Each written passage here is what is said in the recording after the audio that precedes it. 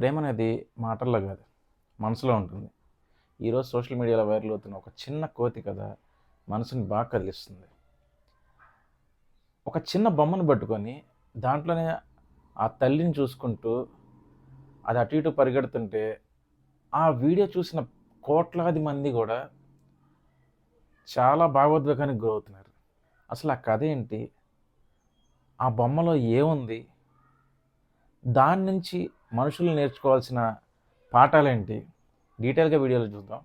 అంతకంటే ముందు మన ఛానల్ని కొత్తగా ఎవరైనా చూస్తుంటే వెంటనే సబ్స్క్రైబ్ చేసుకోండి.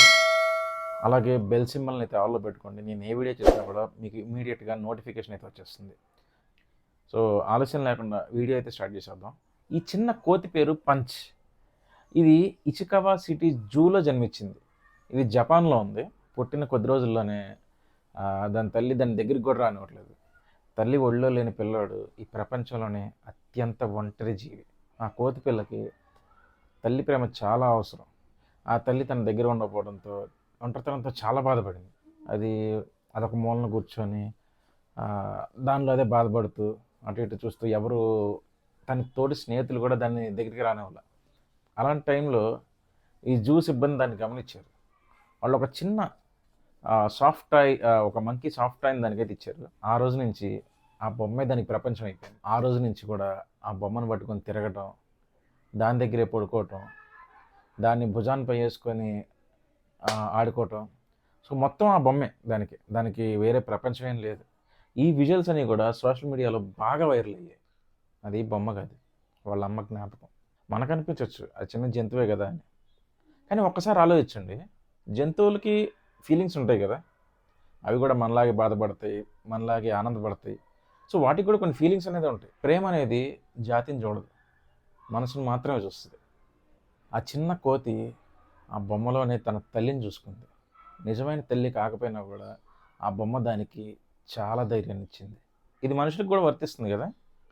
చిన్నప్పుడు మనం కూడా ఒక బొమ్మను పట్టుకొని ఆడుకోవటం, ఒకే దుప్పటిని ఒక వస్తువుని వదలకుండా ఉండలేకపోవటం, ఎందుకంటే అది ఒక సేఫ్టీ ఫీలింగ్ అనమాట. ఈ కోతి కథ మనకి చాలా లెసన్స్ అయితే నేర్పించింది. అందులో మొదటిది, ప్రేమకు ప్రత్యామ్నాయం అనేది ఏం లేదు.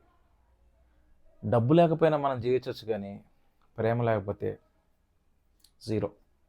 నెంబర్ 2, జంతువులను కూడా మనం గౌరవించాలి. మనుషుల్లాగే జంతువులకి హక్కులు ఉంటాయి. వాటిని మనం కేవలం వినోదంగా చూడకూడదు. సానుభూతి మనిషికి గొప్ప లక్షణం. ఇతరుల బాధను అర్థం చేసుకోవటం, ఇది నిజమైన మానవత్వం. చిన్న సాయం కూడా ఒక పెద్ద మార్పును తీసుకొస్తుంది. ఎగ్జాంపుల్, ఆ జ్యూస్ ఇబ్బంది ఒక చిన్న బొమ్మను దానికి ఆడుకోవడానికి ఇచ్చారు, కేవలం దాని లోన్లీనెస్ని ఫీల్ అవ్వకుండా ఉండడానికి. సో అప్పటి నుంచి అదే దాని లైఫ్ అయిపోయింది. ఆ ఒక్క చిన్న చేంజ్ దానికి ఎంత కంఫర్ట్ని తీసుకొచ్చిందో చూసారా.